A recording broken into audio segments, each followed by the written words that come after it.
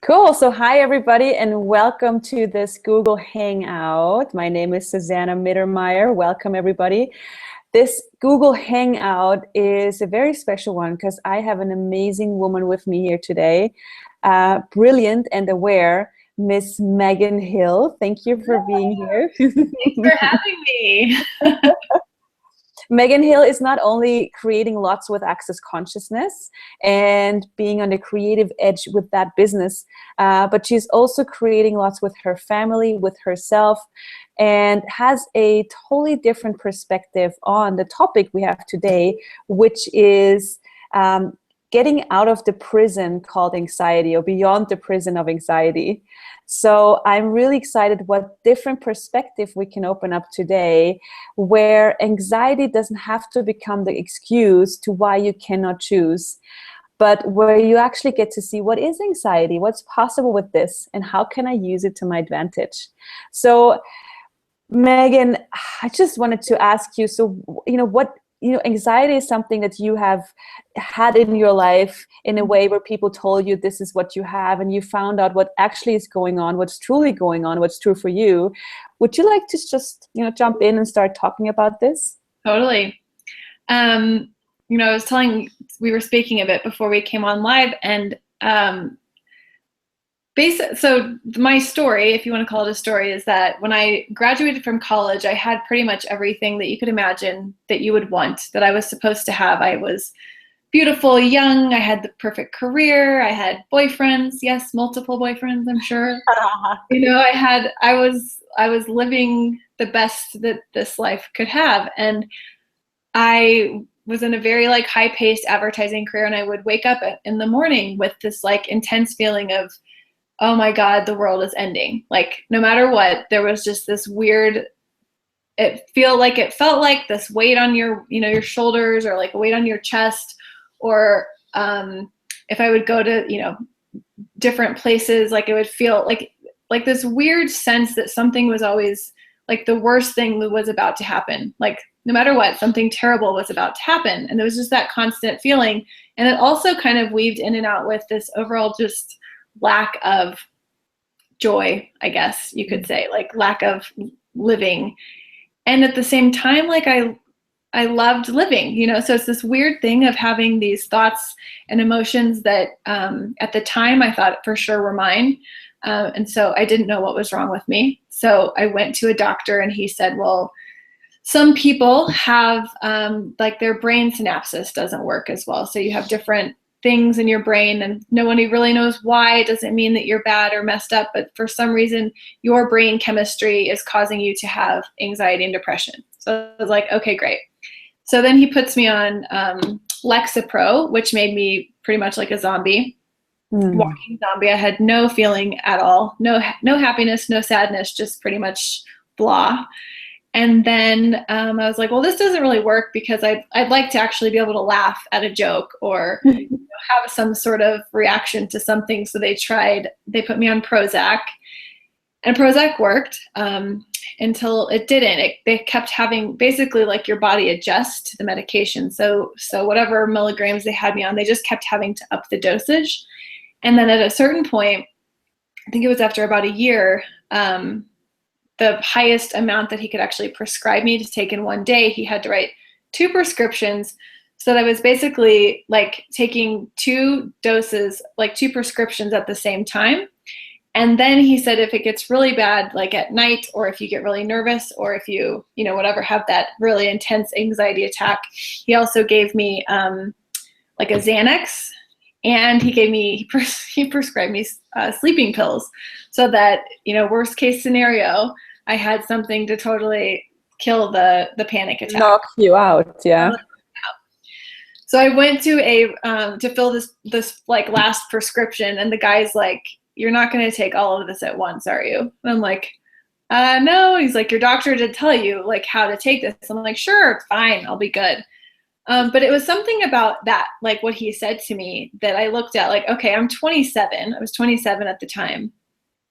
And if I'm going to have to keep upping the dosage every 6 months to sort of balance out and not feel so insane just to live, then that's going to be a very long life of medication. And And so I started looking at different ways to change it, different ways to live. And that's when I found randomly a facilitator who was doing access consciousness.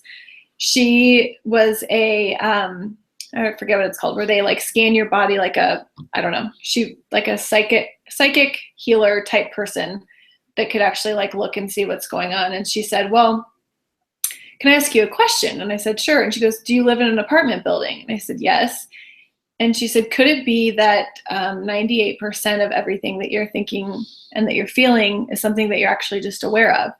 And I was like, wow. Like I just knew that was actually true for me. So a lot of people might think that how can you prove that, or that's insane. But when she asked that question, it was like you could see all of these little things kind of like click into place. My roommate, her mother had died. I worked in a very high-paced place where people were losing their jobs and layoffs, and everyone was, anxious that they were going to lose their job every day. I lived in an apartment building in the city with lots of people. So when she asked if I was actually picking up on everything, it was just like this automatic aha for me. So I then also, I think I got my bars run, which is, as everyone probably knows, one of the greatest tools in access consciousness is the bars. And that for me was just the first time was truly this ultimate relief of, there goes all of the noise, like the noise was finally gone. So that was kind of how it started. Wow. Got off medication and then continued to just use the tools, because then you do have to use the tools, as you know. Yes. And it's so amazing when you tell your story. I just get goosebumps. I'm totally inspired. And I'm sure so many others listening are so inspired with the vulnerability you tell that story. Because, I've had so many people in my practice with exactly that story, like a very similar one. Mm-hmm. And the vulnerability of going, okay, I was, something has to change. Yeah. And where you met this woman, and, when you have that demand in your life and you've had whatever anxiety or depression going on, and you come to a point where you say, you know what, this has to change. I have no idea how, but it has to change. Then things start to show up that guide you in a direction that actually works for you. Yeah. And so you meeting that woman and she asking that question, and I got to emphasize, she asked you a question. Right. She didn't give you an answer like probably most expert had given you before, where they said, oh, you have this and this diagnosis, and the solution being this and this dosage and this, whatever, medicine, drug. And then the first person, you meet after asking a question, what else is possible? Being a person who asks you a question, what is it? What is that thing that weighs you down every day? And then this question of, what if all that stuff that weighs you down actually does not belong to you, but is an awareness you're having of all the people around you in the apartment building, the apartments around you, the people, the high-paced, stressed people in your job. That is, and then the point I want to emphasize for all you guys listening, when you said, and then things just fell into place. It's like, and you said, I knew this was true for me. Mm-hmm. And I gotta emphasize that, because if you come from a background of where people tell you what's wrong with you, and where people give you an answer, and then having somebody ask you a question and you go, oh, wow, that's actually what's going on, which with other words, it's like, oh, it makes me feel lighter. It takes the weight off my shoulders, however you want to talk about it or name it. It's this, wow, this is where, what we call awareness kicks in, where the lights go off and you're like, oh my God, that's actually true for me. It's not mine. It's something that I'm aware of. Right. Yeah. Yeah. And, I had it quote ran in my family, it was one of those things where, oh, well, it does run in your family. So you're likely just destined to be depressed and anxious all at the same time. It's like, so. Exactly. All those logical reasons, when we get that and people look for evidence to, that must be true. And let's find evidence to why the expert has right, because finally I have to have an explanation to why I'm being so weird. And people think as soon as they have an explanation, things will change, but they actually never do. Yeah. And I had the weirdest thing too, I think for me, was that I had no reason to be unhappy. I had no reason to wake up in a state of fear. I had no reason to actually be sad. And for me, it was really just like at 27, I got to this point where I had everything that you're supposed to have here.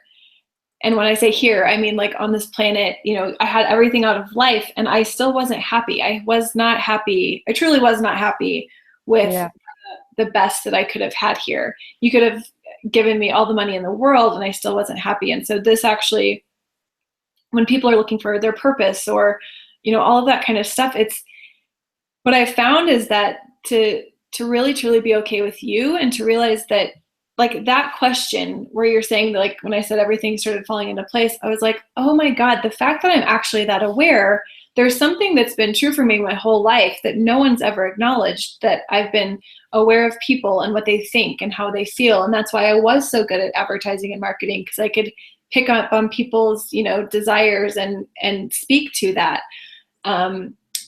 So that, like, just that alone was exciting for me to start discovering. And so that was what led me to keep taking more access classes, because it was like this whole window into all this stuff that I knew that no one else was saying. And it was like, I did think I was crazy for actually, you know, if you say something and I hear something different in your head, if you're like, wow, you look really beautiful today, and I hear in your head, I hate you because you're so beautiful, that makes someone who's aware a bit crazy, you know?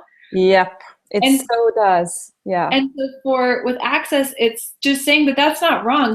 This woman isn't wrong for having this judgment. She's likely judging herself, but you're picking up on all of the unspoken stuff that's out there. And no one talks about this. You're picking up on the unspoken stuff. Yeah. And that is brilliant. So really, because people, like, you know, when we talk about you're aware, most people don't even know what that is, but that's what it is. Like, being aware is you can use being aware for you or against you. And most people use it actually against themselves, right, and drive themselves crazy.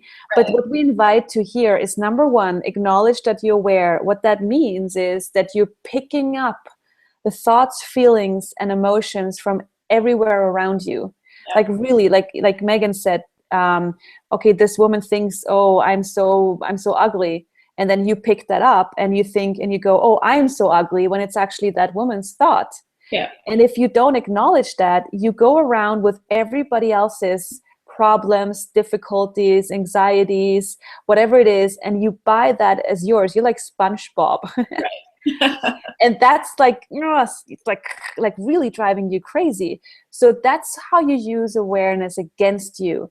And then you said something brilliant. So the possibility here is, number one, acknowledge that you're aware and picking it up. Number two, twist that to, rather than using it against you and buying everything as yours, to how can I use my awareness for me? How can I use it to my advantage? And you actually said that. You brought an amazing example when you talked about advertising.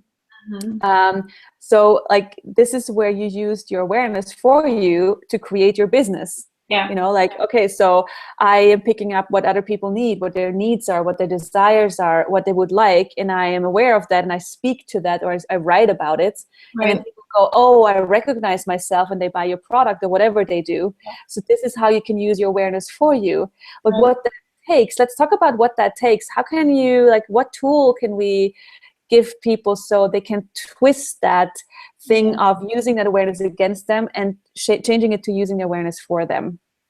I think it takes practice of really getting clear on what is true for you. And you said at the beginning it's what's light. So if it's light, it's likely true for you. And also another thing that Access Consciousness talks about is that everything's included without judgment. So if you can come out of the judgment, so if you're looking at somebody, I don't know, I can't even think of anything, but for example, somebody has some judgment that they're too old. So you can actually speak to what that is. You don't have to say, oh, well, you're not old, or you are old, or buy into the judgment that they think that they're aging, but you can actually look at the possibility and say, okay, cool, like, this person desires to change something with their aging. So what is it that I can speak to that will allow them to choose, whatever it is, my product? Luckily, right now I'm in the business of consciousness, so I thoroughly enjoy all the products that that I get to recommend. But I really did, at the time I was working for a company that did advertising for retirement, high-end retirement communities. And so I would really speak to what the benefit of those were. And I never felt like I was lying about what that was. So I think that's another thing, is if you're using it for your business, the other thing is people are also aware. You're not the only one that's aware. So if you're saying something and it happens to be a lie, people do pick up on there's something weird that you're saying. So there may be a lie there. So I think overall, the tools of like knowing, okay, truth, lie, light, heavy, it's all this like way to guide you through all of that, the spoken and the unspoken and the unseen and the unheard that's out there.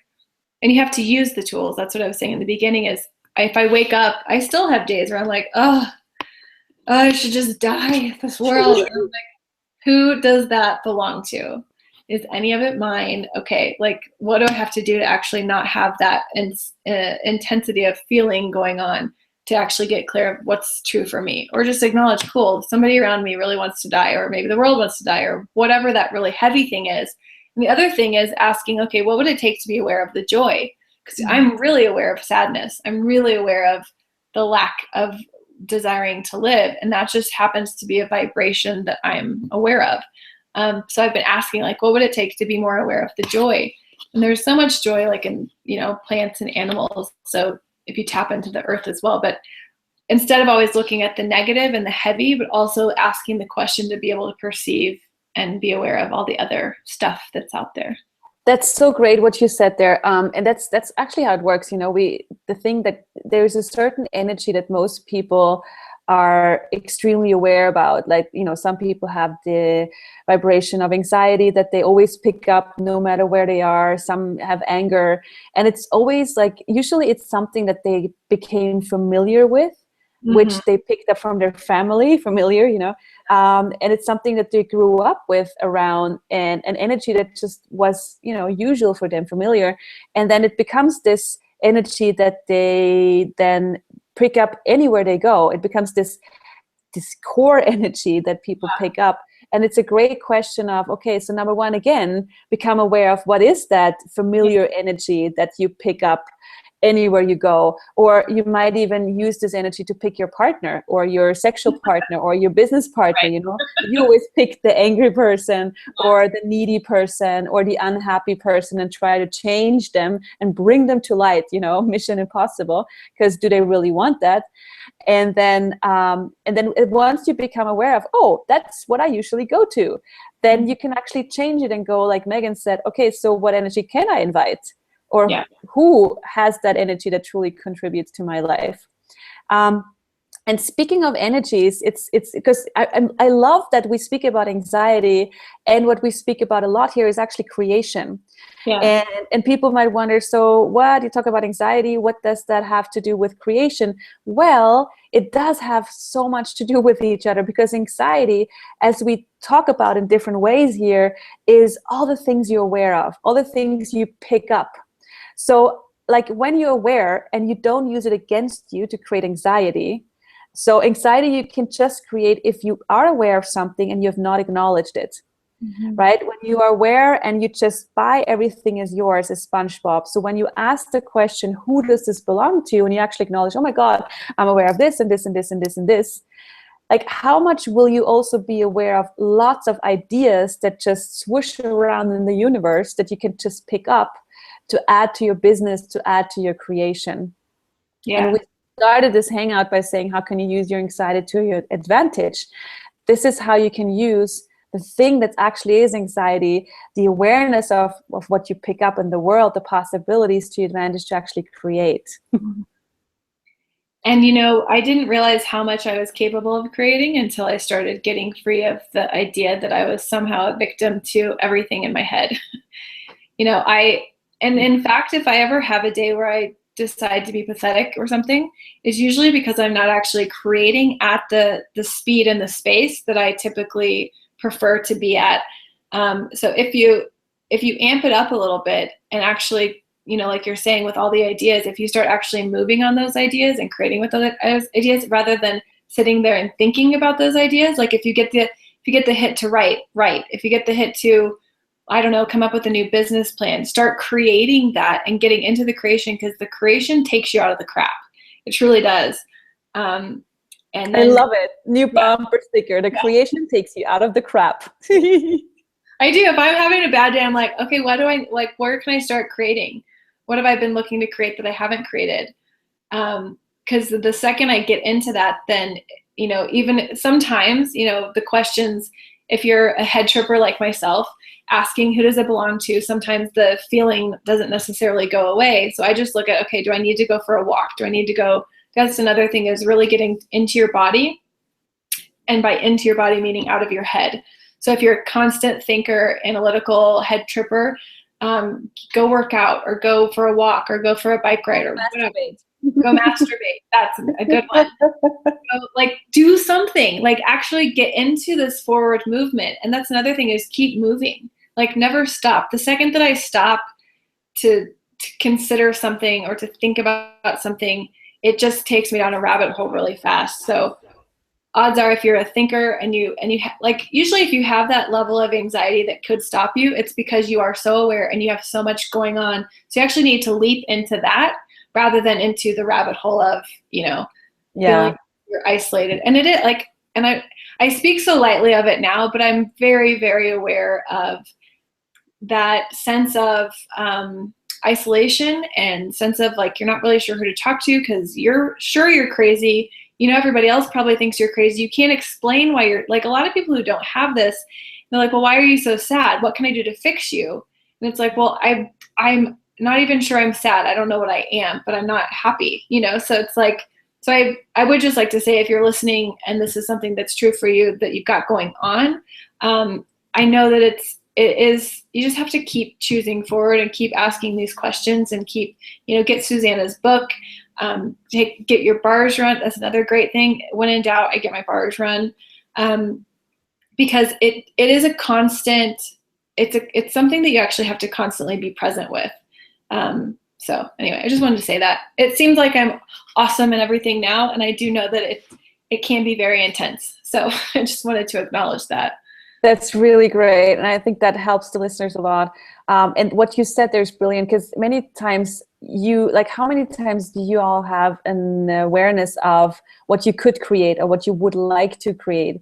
And there are times when those possibilities are so present that you just almost can't go for it.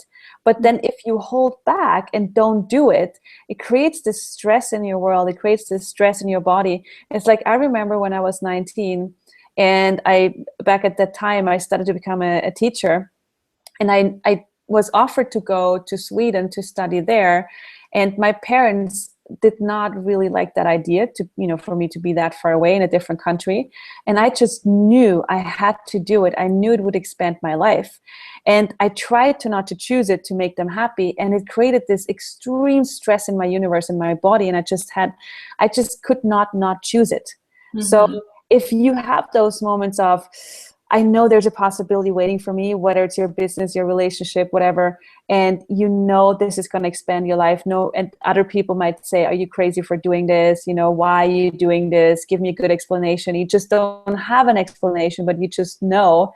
That's also a form of anxiety that is really, really stressful. So what if you just trust yourself and choose what works for you and expands your life, no matter what other people say? Yeah. So it's really, what are you aware of that you could be and create now that you haven't acknowledged? Yeah. Oh. Wow. Yeah.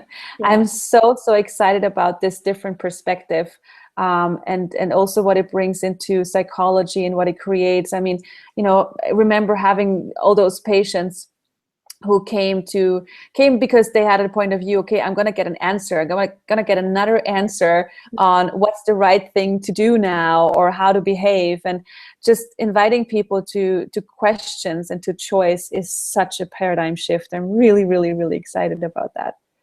I am too. And, this class you have coming up, you have a class with Gary coming up that I'm extremely excited about, first of all.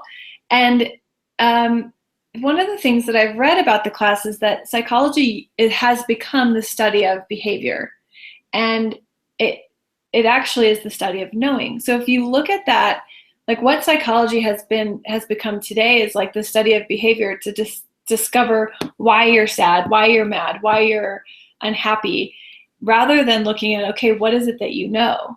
And if you just get the energy of that for this moment, like looking further into why you could be sad and all the things that happen to you to make you sad, or why you have relationship problems, or why you keep choosing the same men, that all just keeps like circling into this weird, crazy world of like right and wrong, and keeps you in a sense and state of judgment. Whereas if you start looking at, okay, what is it that you know?